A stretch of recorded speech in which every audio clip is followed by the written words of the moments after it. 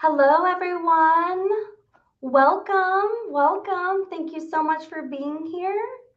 Apologies for running just a couple minutes late. We had to make sure everything was working correctly for you. Welcome in. I would like to kick things off by using the chat. We'd love to know where you're joining us from. How long have you been working in the fitness industry? Maybe some things that you're hoping to learn today or take away from this webinar session. Hello, Patty from New York City. Thank you for being here. From Florida, Chicago, wonderful, awesome. Virginia, Palm Springs, great, all over the US, wonderful. So we can kind of jump into things.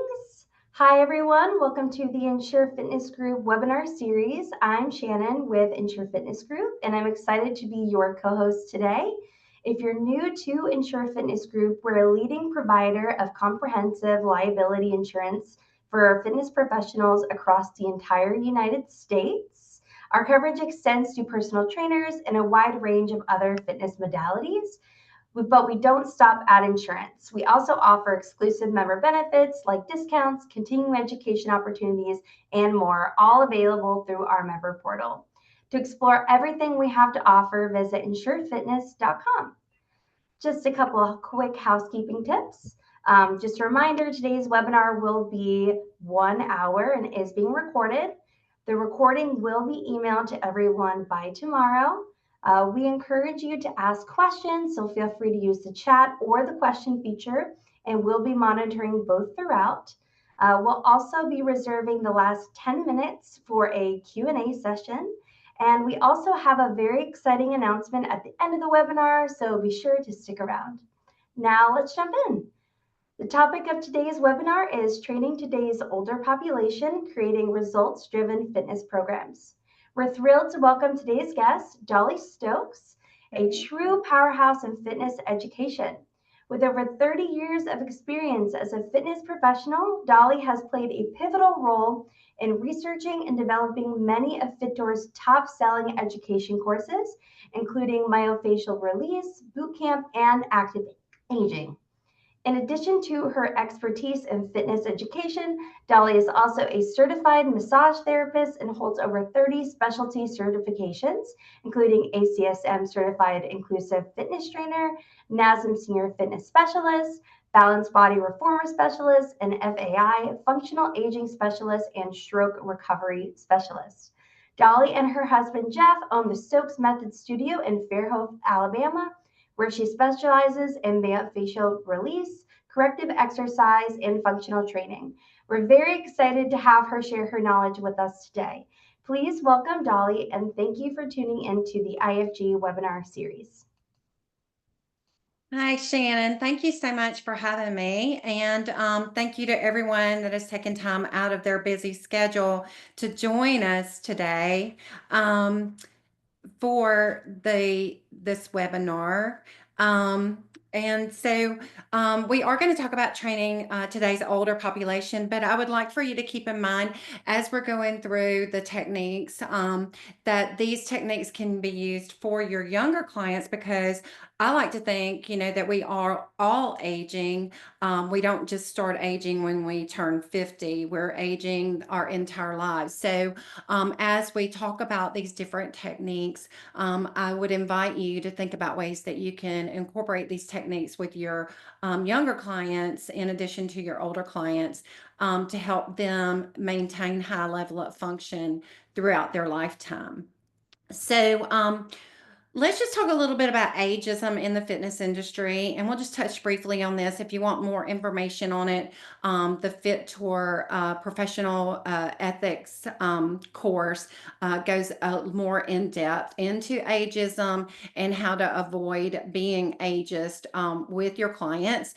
But ageism is just the discrimination and stereotyping of people due to their age. And a lot of times that we look at our older clients and we assume that they have a low fitness level and low functional ability across the board. But when we think about our aging population, our people that are 50 and over, some of those people, even into their 80s, started exercising when the fitness boom hit in the 70s. So they've been exercising their entire life. A lot of people that fall within the 50 to 80, even up into the 90 age range. So don't always look at them and think they need lower level activity and lower level programming, because a lot of them might have super high levels of fitness. So when you look at them, you want to look at them individually. The aging population is actually one of the most diverse populations that we have in the world, as far as different grouping that is included in that age 50 and over. So sometimes these negative assumptions that we have for older people can relay into their attitudes and their motivation. So we want to always make sure that we purvey a positive attitude toward aging and not a negative attitude toward aging. Um, so when let's go ahead, and we don't have a lot of time to talk about ageism and also nutrition, but I do want to touch base on nutrition because as we get older, our caloric needs do change. We're going to need lower amount of calories just because of the natural aging process. We begin to lose muscle as we get older, and so our caloric needs change. We'll need, on average, 5% less calories every decade after the age of 50. Now, however, your clients who are elite level and are highly fit level, they might need more calories. So you always want to take it on that individual basis and not just lump all of your people that are 50 and over into the same category as far as their caloric needs. Men are going to need more calories than women, and that it just holds true no matter what age they are. Younger men need more calories, and older men need more calories. And if you want more information on nutrition for older adults, you could look at Fit Tours Active Aging Advanced course, has more detailed information on nutrition. But we are going to look at the recommendations for calories. So you can see that men age 51 to 55, if they're sedentary, they're going to need 2,200 calories, moderately active 2,400, and active 2,800. And for women, you can see that their caloric intake is going to be about 600 calories less than men when you look at the charts. And then as we get older, each decade, our caloric intake recommendation is going to lower. But again, it depends on the level of activity. So always keep that in mind. But these are just some good guidelines for you there. And then as far as, our macronutrients, carbohydrates need to be basically the same as recommended, 40 to 60%. With a minimum of 130 grams per day. And then you want to encourage your older adults to take in 12 to 15 grams of fiber per every 1,000 calories. And then their protein recommendations are going to be 10 to 35% of their caloric intake. But remember, because we are losing muscle as we get older, protein is even more important for your older clients to take in more protein, higher levels of protein, more of that 35%, so that they can support their muscles and help to retain their muscles. And then the fat recommendation is 20 to 30% of their caloric intake is fat, with only 10% of that recommended with saturated fats. And then fluid intake is a little bit different with older people because of the natural aging process. We do experience dehydration. So women, we want 91 ounces of fluid, and men 125 ounces of fluid per day. So now let's go on to what you probably came for is variables in exercise selection and programming. So I've got a video here for you, and I'm just going to hit play on it and get it going, and we'll just watch this video about exercise selection and variables to take into consideration when you're selecting exercises for your older adults. So when you're deciding about what exercises to choose, there are four things that you can look at and get variables that you can put together to create comprehensive programming that is going to hit the body from all different areas and all different planes of motion, and also in all different positions, and also hit all of the major muscle groups.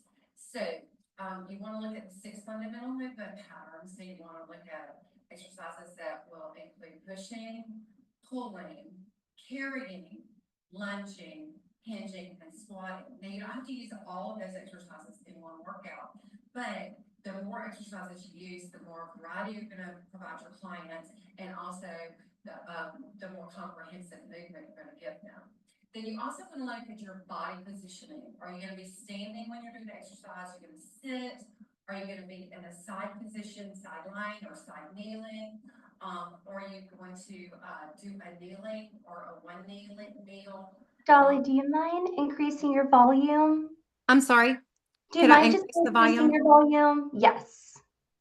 Then want to think about depending on the left. Let's see. I'm sorry. Let's see. No worries. Thank Yeah. you. Okay. I've got it as high as I can go. Maybe they can increase the volume on their computer. To think about ways that great balance, and you want to have your clients balance in different positions, maybe on all fours, one-legged balance, a kneeling balance, and also a lunging balance. Okay, so those are different things that. So I'm sorry, if you're having a difficult time hearing, perhaps you could turn up the volume on your computer. That might help with this video. So you want to think about how you can incorporate balance into your workout. So you can think about balance exercises or exercises that you can perform balancing on all fours, in a quadruped position, one-legged balancing, kneeling, or even lunging. And then you want to think about the variations of movement. So you make sure that you provide exercises that are going to work through all three of the planes of movement, okay? And then you also think about direction. You don't want to move just forward and backwards. You want to maybe move side to side, maybe move in a diagonal pattern. So those are some things that you can think about too. And then you want to think about orientation. Which way is your client going to be facing? And are they going to do lateral movements, or are they going to do forward and backward movements? So just remember that the more area that you travel, the more energy is going to be burned. So for the purposes of the demonstration, I don't have a lot of space to move, but you could set up your stations farther away from each other, or your equipment farther away from each other, to give you more space to move. And the more space that your client has to move through, the higher the heart rate's going to get. Okay, so I hope that you could, if you were able to turn up your volume, you were able to hear that. This is going to be a series of workouts using the functional movement patterns of pushing and pulling, and then also the orientation of kneeling and the variation of traveling. So I'm just going to hit play on this. Pushing and pulling, and then also use the fascial to work on balance. And we are also going to work on agility because we're going use the basic trial over once we get all the exercises put together in a sequence. But I'm going to teach you the first two exercises, and I like to teach my clients the exercises first and then add more difficulty as they learn the exercises. So the first exercise is going to be a kneel on the BOSU with a chest press with rotation. Now, you don't want to do loaded rotation with clients whose spine is not ready to do loaded rotation. So in our active aging course, you will go through the progressions of understanding how to progress your client up to loaded rotation, if that's what it's saying. So right here, we're just going to kneel on the basic and we're going to press the ball to the corners as we are kneeling. Now, to add an element of difficulty and also to incorporate more of the back of the body working, you could have your clients kneel with their feet off the floor, and that is going to incorporate the hamstrings are working super hard here, and I'm going to keep my shoulders up over my hips so that I'm working on my posture. And so that is another element that you can add to add a little bit more difficulty. Then the next exercise is going to be a pulling exercise. And I'm going to use this tubing to perform lat pull downs. Now this is going to be a side kneel. So this is going to be like a side kneel or side line exercise that we talked about. And so here I'm going to do lat pull downs here. And then instead of a pull down right here, I could change it to a row also. So you can have your clients do a certain number of reps with the pull down and then a certain number of reps with the row. And then of course, after they completed that number of reps, they would switch to the other side, right? So those are two exercises that we're going to do in a series of 4 exercises and put them all together. But I always like to start pairing up exercises first. And once they learn the pair of exercises, then pair the other exercises together, let them learn those 2 together, and then put all 4 exercises together. So the progression that I would teach them, I would teach them how to do the chest press on the BOSU with the rotation and then with the feet off. Hi, Dolly. Just want to let you know the audio is still very hard to hear. And Okay. I know that the audience has said that they've turned their volume up all the way. Uh-huh. Is there a way that we could just provide the videos to the audience as a follow-up so that they can rewatch? Yes. Maybe just do Yes. a verbal overview of what's Absolutely. being So discussed. My apologies there. no, my apologies. I had tested these out. I apologize to everyone that the volume was good yesterday when I tested on Zoom. But these videos are available at my YouTube channel, which is Stokes Method 1234. So it's Stokes Method all strewn together 1234. And let me just skip to the next videos because I do have some that have higher volume. So I'm just going to skip over these, this one and the next one, and we'll go into the myofascial release patterns, the PNF, the spiral diagonal myofascial release patterns. And again, I apologize to everyone. You know how it is with these technology and that kind of thing. I Yeah, just wasn't able to get it turned up. So let's just move on to the spiral diagonal myofascial lines. And if anyone has any questions about the other videos, they can always message me over my email. So, awesome. And we will also provide your YouTube link in the okay. follow-up email with the Mhm. recording. So no worries there. Nobody will have to navigate or remember the YouTube. We will provide it in a follow-up. Okay, that'll be perfect. Thank you so much. Of course. Okay, so let's go on to the spiral diagonal myofascial lines. Now, this is information that is from the Fit Tour myofascial course, the advanced course. And this is about how to use those myofascial lines and the importance of them, and then how to incorporate them into your programming. Now we're going to demonstrate the spiral diagonal movement patterns. These are the patterns that you would teach your clients or students prior to performing spiral diagonal stretch patterns. That way, if you teach them the movement patterns in a vertical position, they'll better understand the patterns that you want them to elicit during the lower body stretches in that horizontal position. So we're going to start with buckle the seat belt. So we'll go to the end range of motion, and then we'll press it back and back up and down and back. Shoot. I apologize. I accidentally hit my mouse. I'm just having all kinds of technical issues Next, I'm here. going to demonstrate the spiral diagonal stretch, the movement patterns in a vertical position. They'll better understand the patterns that you want them to elicit during the lower body stretches in that horizontal position. So we're going to start with buckle the seat belt. So we'll go to the end range of motion, and then we'll press it back and back up and down and back up and down and back up and down. Let's do one more and last one. And then we'll do it on the other side. Reach as full range of motion as you can, up and down, up and back, full range of motion. And let's do two more of those. And let's do one more. Then we'll go to sheathe the sword. Sheathe the sword starts with the arm up, reaching the fingers back as if you're trying to catch raindrops in your palm, and then reach across and sheathe the sword, and then back up and across and up and across and up and across and up and across. And let's do one more of those.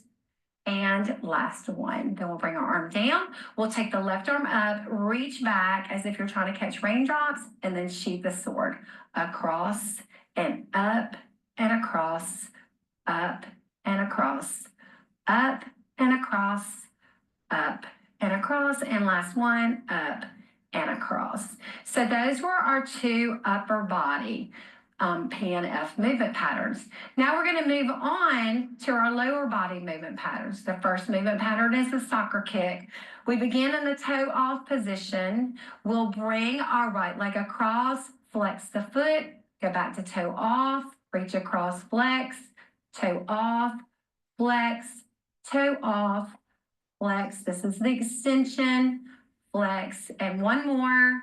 And last one. Then we'll go to the other side, toe off with the left foot, flex as you come across, toe, flex, toe, flex, toe, flex, toe, flex, one more, toe, and flex. Then we're going to go to the snow plow. The snow plow will bring the right foot across and then go back to fifth position. Bring it back across, and then fifth position. So you'll notice that the ankle is extending as we come across, and then the ankle is flexing as we go to that fifth position. As you watch us move through those planes of movement, you'll be able to identify the three planes. And last one, and bring it in. Then we'll go to the other side, foot comes across, and then back and across, and back. So as you're watching us go through these movements, think about those three planes of movement and where the movement is occurring in those planes. And let's do one more and last one and bring it up. So those are the spiral diagonal movement patterns that you would teach your clients, and then you would go to the spiral diagonal stretch patterns. Okay, now let's talk about the spiral diagonal movement patterns and exactly what effect they have on our body. So I'm going to get Deb to take her right arm up into that sheath of sword, and then your left leg out into the toe off. So if you imagine a spiral diagonal line running from Deb's tips of her fingers all the way across her body down to her toes on the front of her body, and then also doing the same thing on the other side, you can see that there would be an intersection of an X in the center of her body.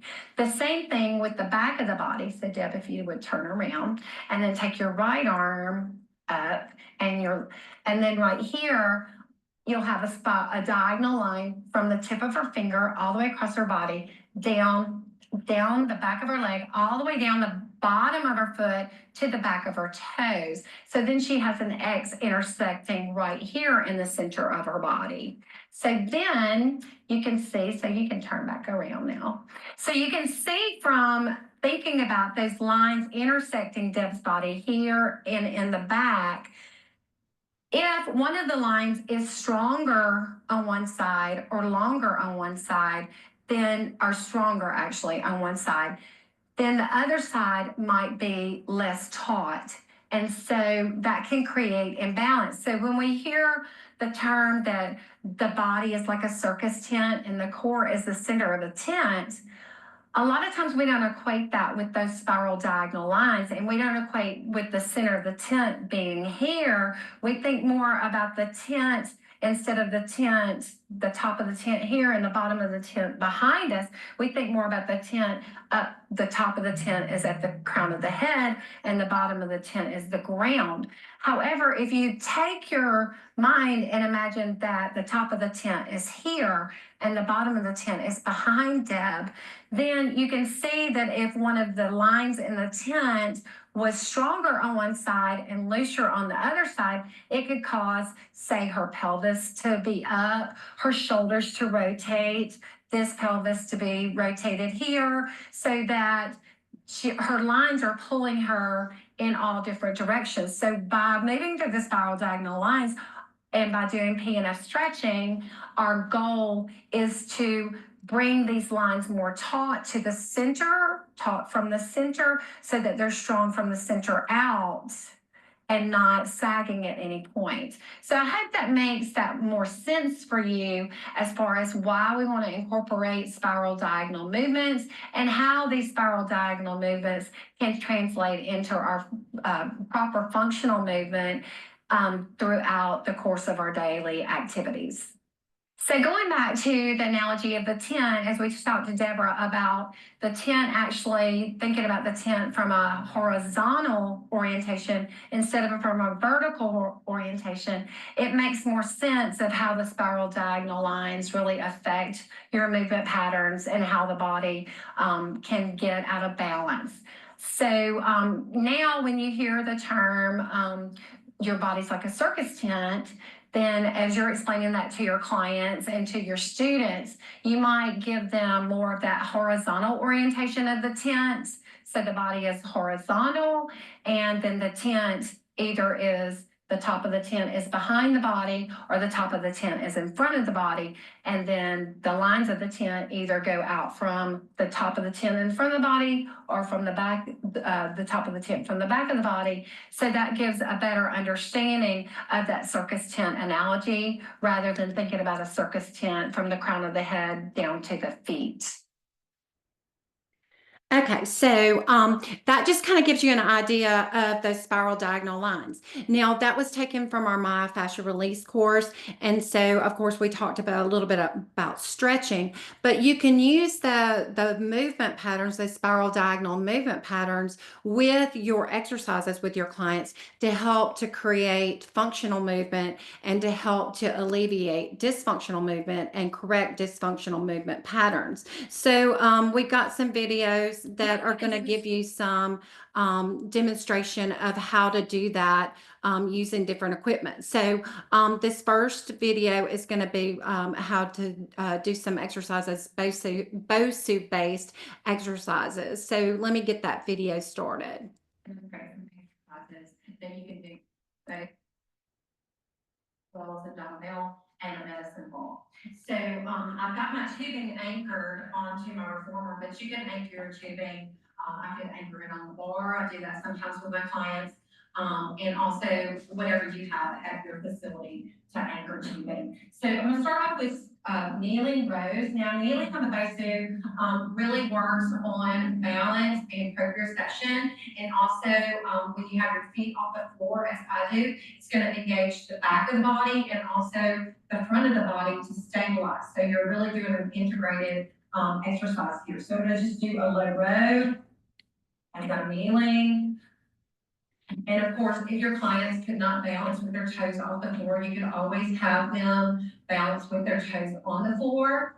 But kneeling is one of our functional movements, or one of our functional positions that we get in. So I really like to work on kneeling with my clients. So I'm doing a row where I turn my palms down. And then again, just as we did on the reformer, I could do a single arm row. And so when I do the single arm, it requires me to really engage those core muscles to balance. I can add a head turn, and that is going to really help with balance and work on proprioception. Now, something we didn't talk about with the reformer is you can always have your clients close their eyes as they're doing an exercise, and that brings in the vestibular balance and their ability to balance as they have their eyes closed, because our eyes do help us balance. So that was the kneeling row.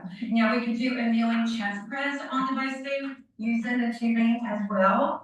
And so we're going to kneel here, and we're just going to do a press forward. And we could do the single arm punch again, just as I did on the reformer. Let me dial these things up so they're not flying everywhere.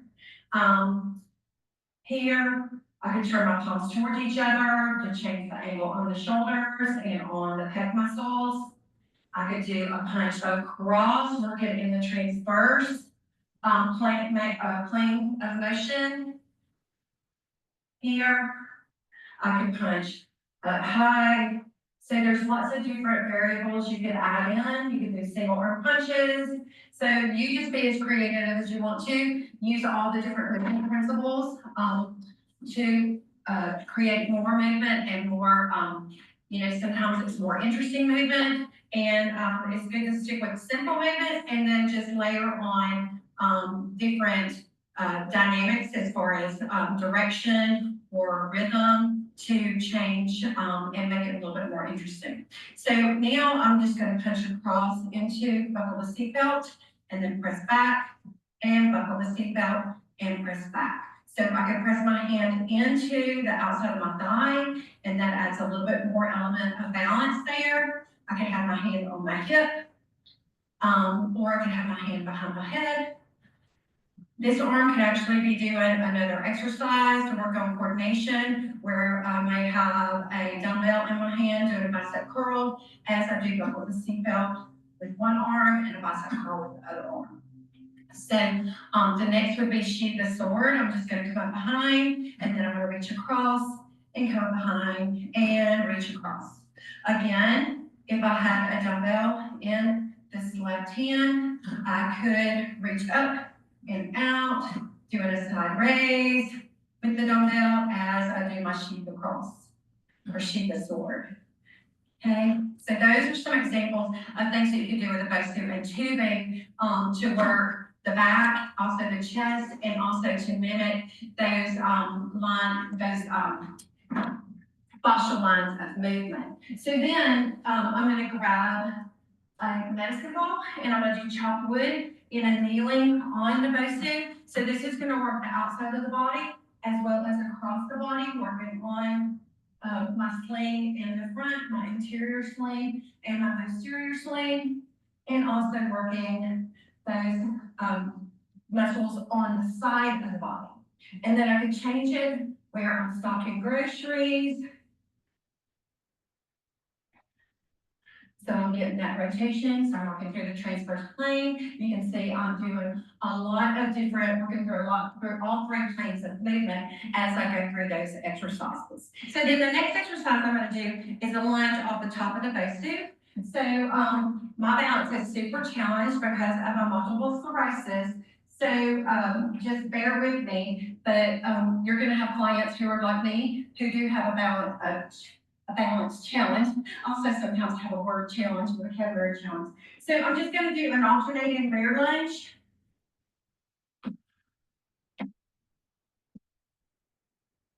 And then to make it more challenging, I could do an alternating front lunge.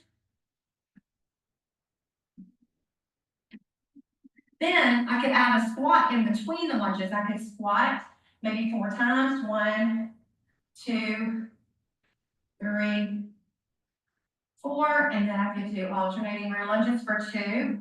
1, 2. And then I can squat again for 4. 1, 2, 3, 4, and then I can alternate front lunge. And then I can squat again for 4. So that brings in that neuroplasticity that you can do to help with functional aging, where people are having to remember a sequence as they move, a sequence of numbers of exercises that they do, a number of reps, and also a variety of exercises layered on top of each other. So then another lunge that you can do would be to lunge across to the front, and then our bow, we're reaching across the outside of the knee and rowing and rotating in. So this will work on our transverse plane. And also, we're getting a hinge and a pull and a little bit of a push when we push forward. And then we're going to step back up onto the bow suit and balance. And then we would go in the other direction. So row and pull and push. And I like to encourage my clients not to balance with their hand on their thigh, but just to let their arm just balance with their arm naturally beside them, so that their arm moves with their fascia, so that they're not just holding on and they're kind of keeping that fascia from moving. So just to interject here, if you watch these patterns that I'm moving through, you can see those spiral diagonal movements that I'm incorporating in with these exercises as I do them. Like that. And then we could do a rear lunge backwards, since I'm going to run into that automatically. And we could do a tricep kickback here. So as I told you, my balance is very challenged. So for me, this is really a lot of work. So some of your older clients might be that way too. Also your younger clients who might be like me and have balance deficits. And then come up, and then of course, we would do it to the other side.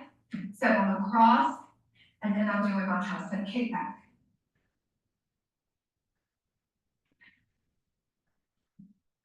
And my last one, and then I'm coming up, and then I'm gonna put my dumbbell down. So my balance is not stellar for demonstrating this kind of activities, but you can get the gist of what you can do with your clients, and you can make it as challenging as it needs to be, or you can make it less challenging. If I had not had the dumbbell in my hand, it would have been less challenging for me as far as my balance goes. So those are some exercises that you can do using the bow suit, tubing, dumbbell, and medicine ball. And those mimic the activities of daily living, our functional movements, incorporate those functional movements, and also move us through those myofascial lines. Demonstrate some pictures. Okay, so we have another video here that's going to show you some other exercises that you could use, floor-based exercises that will incorporate those myofascial lines and also the functional movement patterns and the different variables that you could add in to create, just interesting workouts.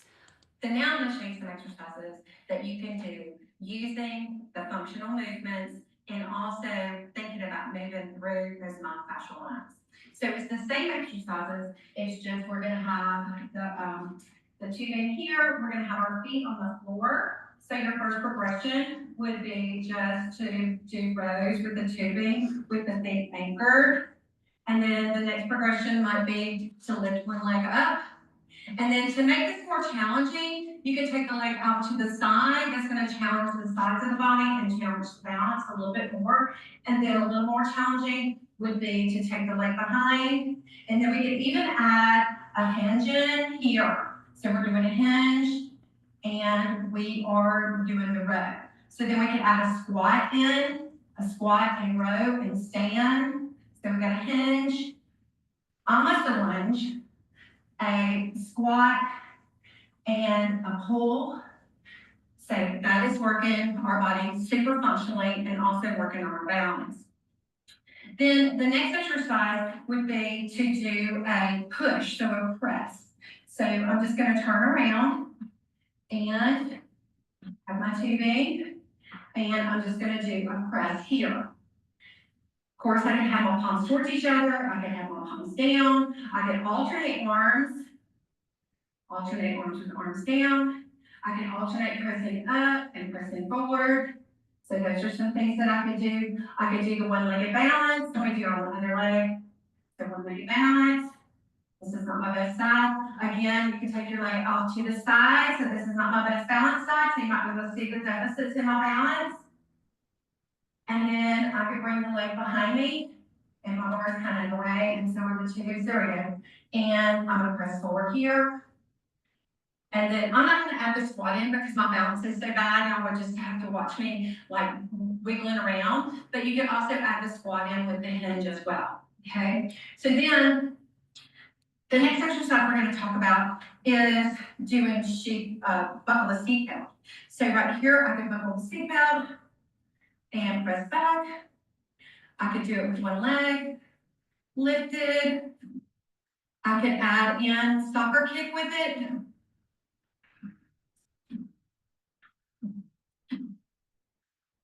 I could add in snow plow with it.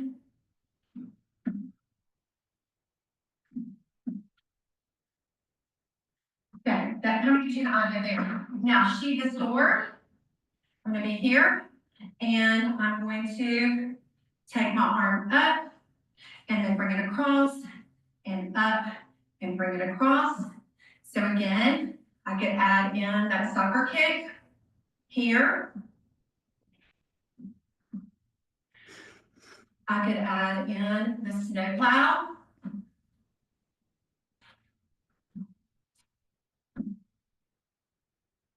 So you get the idea of how we can put those movements together during our workouts just to create variety, to also work those myofascial lines in a very systematic way, but make it fun for our clients as well. So now we're going to talk about how we can use paper plates or glides. I have paper plates in my studio because they're real easy to keep, and they're easy, perfect for my little studio because I don't have a lot of storage space. So right here, I'm going to grab my dumbbell, and I'm going to use the dumbbell to chop wood. So I'm going to reach up, and I'm going to come across, and reach up and come across. So I'm doing a squat with the side lunge here. Then, if I wanted to, I could add in a soccer kick here, flex, and then pull across, soccer kick flex, and pull across, soccer kick flex, and pull across. Woo, I lost my place. I can also do that with the slide snow plow. I can come up and then come across and up and come across. Then of course we would do it on that other side. Now, as I come across there, we can turn that into a curtsy squat where we have our arms out. We're going to curtsy down. Stand up. And then go into your soccer kick across. Legs. Grab the plate. Come back around. Here. Come up. Across. Legs. Grab the plate. Come back around. We could go into alternating with that. You go curtsy squat, arms overhead. I like to do arms overhead to make my clients come up with their spine extended, and then kick across, legs to the ankle, grab the plate, come back to center, curtsy squat, come up, come across, legs, grab the plate, and back to center. So you can alternate those. That makes it a little bit more challenging. Now let's talk about what we could do, just simple movement walking lunge. So we could just do basic walking lunges, which you all know how to do walking lunge, but we could have the leg that steps forward. You can have the dumbbell in opposite hand from that leg. You could do a bent over row, maybe 4 bent over rows. Then bring the dumbbell overhead to step through. That makes it a little bit more challenging with that dumbbell overhead. And do 4 bent over rows. And then bring the dumbbell overhead and step through. So that is a basic thing that you could do with your clients. That brings the dumbbell overhead before they stand up, makes them really use power to stand all the way up. They can't use their arms as momentum. Then we could add in here, where we lunge through, a little bit more challenging, is to lift the leg up and do 4 rows.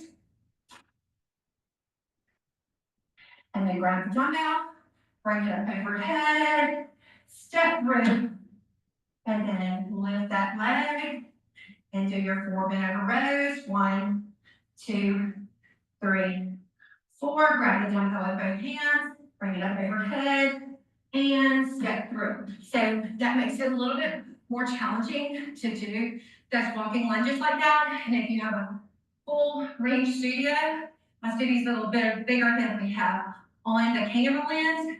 As we walk across, it's going to get their heart rate elevated as well. So those are some exercises that you can do just using a dumbbell and some paper plates or glides and some tubing. I forgot about tubing to work in those functional movements, and also use the myofascial lines to bring balance to your clients and to help them to stay healthy and functional throughout their whole life. So now I'm going to Okay, so thank you for putting up with me having technical difficulties with those earlier videos, and also for watching me like wobble around because as I mentioned, I do have multiple sclerosis, so it does affect my balance. Some days my balance is really good and some days it's not. So the day that I videoed those, filmed those videos, my balance was off. But anyway, that brings us to the end of the presentation, and I'm ready to take questions, and hopefully I can answer those questions. And if I can't, I can always, get the answer back to you later. Awesome. Thank you so much, Dolly. We can kick off with the Q&A. Looks like we have some here. The first one is from Yvonne. I came in late. Will be sent on replay. Yes, it will. It will be sent by tomorrow via email with the email that you use to register. Thank you for your question. From Debbie, can these exercises be done in a shallow end of a pool? Oh, absolutely. I love doing aqua work and using the spiral diagonal movement patterns in the pool is an awesome way to incorporate those patterns. And yes, use your creativity. Tubing is great in the pool. I use rubber dumbbells a lot of times in the pool.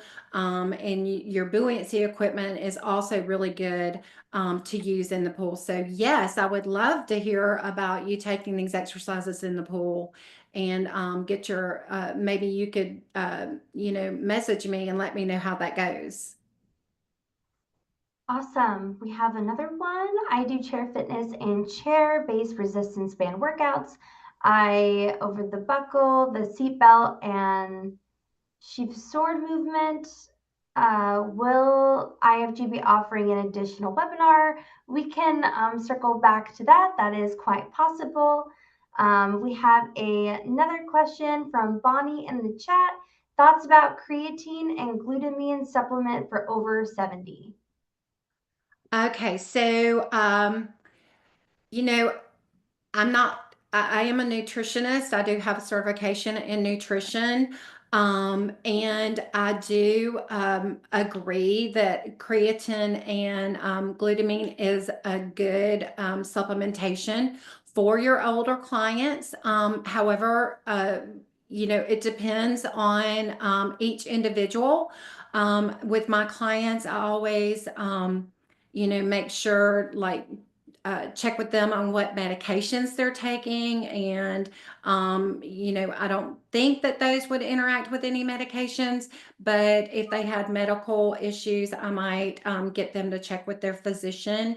Also, I have a nutritionist. I'm sorry, not a nutritionist, a dietitian that I refer my clients to when I feel like it might be out of my scope of giving them recommendations. So a lot of times I will refer clients to a dietitian to help them make those kind of decisions.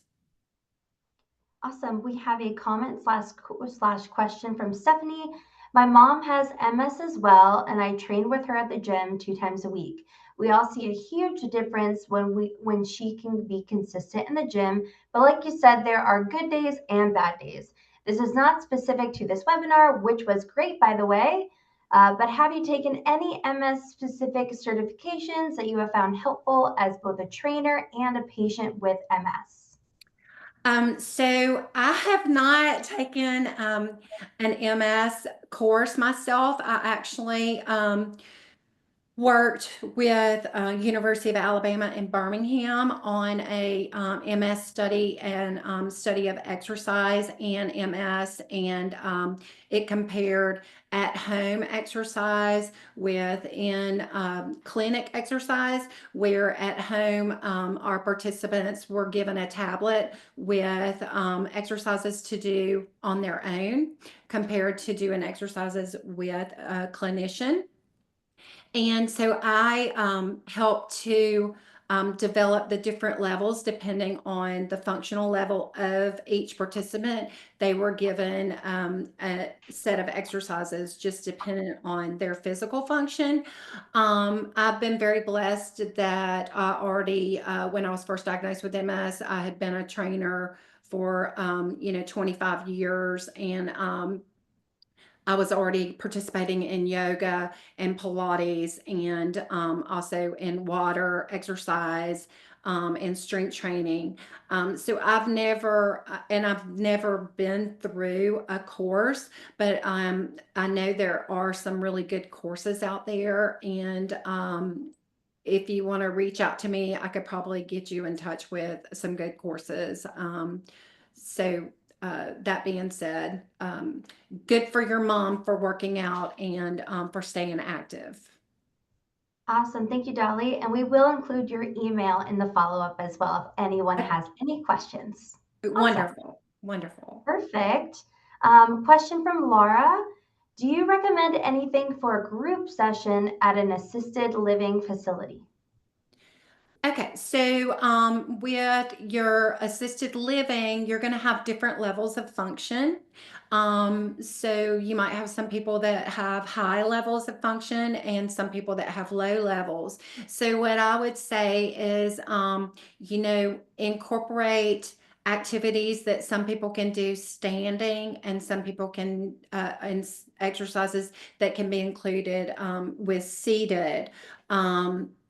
It's the same with, even if you're not in an assisted living facility, that you're going to, when we're working with older populations, that we are going to have modifications available. For instance, I know with my clients, I have clients ranging from generally 40 years up to 80 years. When we're doing, say, planks, some of my clients do the planks in chairs, some of them do them on Pilates boxes or either steps. Some are able to do the planks on the floor. Just make sure that with group session, that you have different modifications available dependent on the functional level of your participants. So I hope that answered that question. Awesome. Another question from Jenny. Any insights about beginning this type of rotational work for someone with a back injury? Okay, so it depends on what their back injury is. I would make sure that they had, if it was where they had to go to physical therapy, I would make sure that they had been cleared to do activity away from the therapist. I would also, ask if I was able to call the therapist or talk to the therapist to get the therapist input on what exercises that I should to use and exercises to avoid. If you have education and spinal movement and spinal health, then that is going to give you a plus up on that. Pilates reformer is a really good course to go through to learn about the spine and also how to work with people who do have spinal injuries.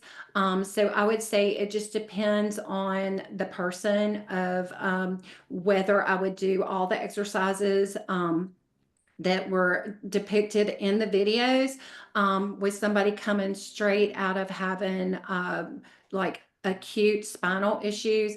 I might not do that. I might just piecemeal in some of those movements, but I will tell you that the spiral diagonal movements would be good for them to use dependent on their comfort level. So there's a lot more I could talk about, but we don't have a lot of time to talk about how to incorporate all those with a spinal issue. Perfect. We have a couple more questions here for Marcelo. Many of my older clients with joint replacements cannot tolerate tall, kneeling position. Any other recommendations or modifications? Okay, so yes, I in the videos we did depict kneeling, but those movements could also be done standing. Also, you could be in the supine position or the prone position. I know I have clients that do have knee replacements and kneeling on the BOSU. Actually, they are able to do that, but a lot of my clients have a high level of function, even though they do have joint replacements. So it depends on your client's level of function, whether they feel comfortable on the BOSU, whether their balance is good enough to be on a BOSU. So it's kind of dependent on that. You could also, I think I already said you could do the movement seated. Another thing is we didn't talk about the Pilates reformer, but Pilates reformer is really good for people to be able to do exercises in a horizontal position so that they don't have gravity pushing down, and they're able to do a lot more movements in that horizontal position that they're not able to achieve in the vertical position. So FitTour does have a Pilates reformer certification course that teaches you how to do exercises in that horizontal position. Awesome, perfect. Just going to do one last question. We have to wrap things up. From Jean Marie, any tips for working with active older adults with osteoporosis? So I'm sorry, I didn't understand the question. Yeah. Any tips for working with active older adults with osteoporosis? Okay, so active older adults with osteoporosis, you do want to be very mindful of any kind of spinal rotation, especially weighted spinal rotation. So you would want to avoid that. And then also any kind of movement like in the supine position where say like crunches or sit-ups or either roll downs. You want to avoid putting any kind of pressure on the spine that way. And so FitTour's active aging course does cover in depth how to work with people that do have osteoporosis because it just depends on the level of osteoporosis as far as the guidelines, as far as how careful we need to be. But we do want to make sure that we do not do any kind of rolling on the spine, and also that weighted spinal rotation. We want to be real careful with that as well. Awesome. Thank you so much, Dolly. We are going to just kind of wrap things up. If you have any further questions, we will include Dolly's email in the follow-up with the webinar recording, her YouTube link for more videos. Finally, the exciting announcement is we are kicking off our Stronger with Age giveaway in partnership with FitTour and Ensure Fitness Group. I'm going to just be dropping the link here in the chat. If you'd like to enter to win, we have a prize package of over $300 that includes a 1-year IFG membership, your choice of a primary or advanced active aging certification from FitTor, as well as a state-of-the-art blood pressure monitor and a 240-piece first aid kit. So if you'd like to enter, all you have to do is go to the link that I just put in the chat, enter your name, email, address, all those kinds of details. And then the giveaway is kicking off today, and will be ending on April 30th with the giveaway winner announced on May 1st. So yeah, feel free to enter a giveaway.